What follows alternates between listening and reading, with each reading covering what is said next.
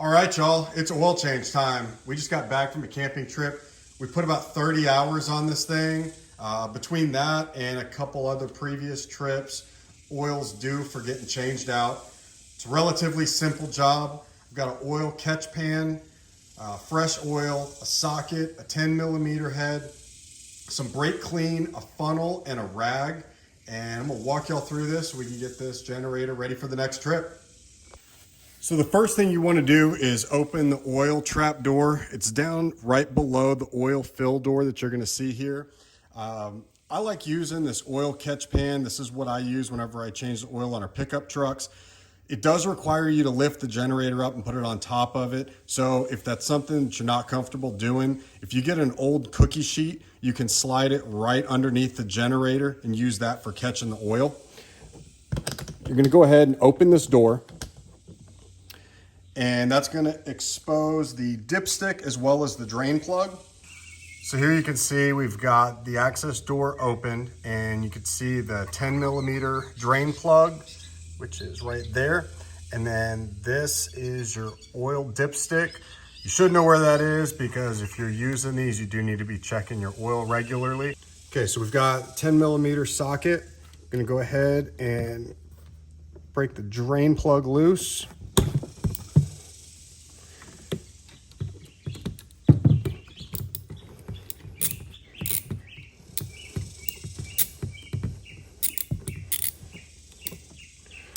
Reach in there so that it doesn't drop down and get lost into the drain pan.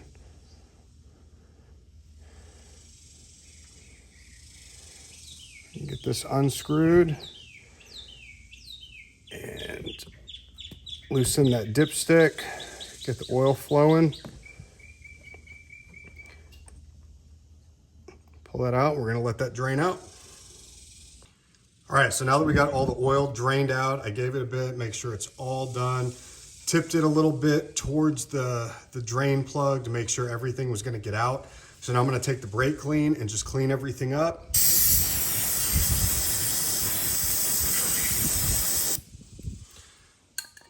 And from here, we're gonna reinstall the drain plug and get ready to fill it back up with oil. I always like to start it by hand first, just to make sure I'm not going to cross thread it.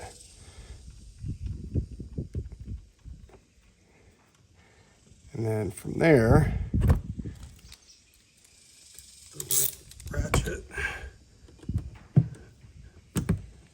snug that down, and we're ready to fill it with oil.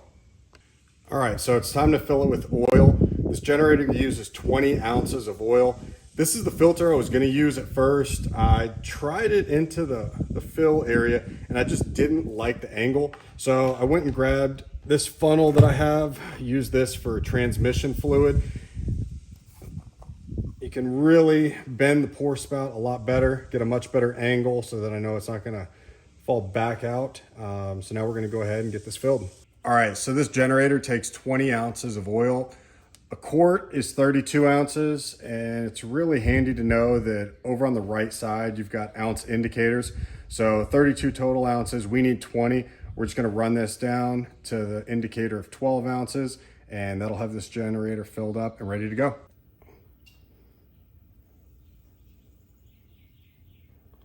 So we're just gonna let this fill and just keep an eye on it and make sure we get down to the indicator of 12 ounces. Meaning the generator's full.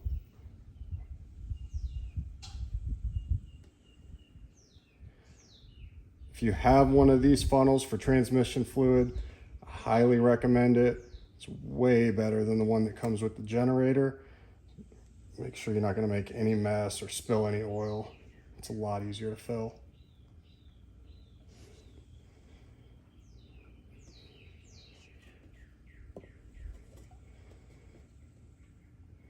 Okay, there we go. 20 ounces are in it. Just gonna let it fill completely out of the funnel.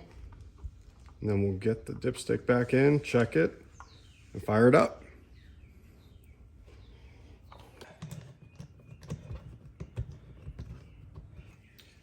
All right, so the oil change is done. We're about to fire it up, but one of the things I also like to do is put about a ½ ounce of this Lucas fuel conditioner in it. Make sure everything within the system stays lubricated and running how it needs to. All right, so now go over to start.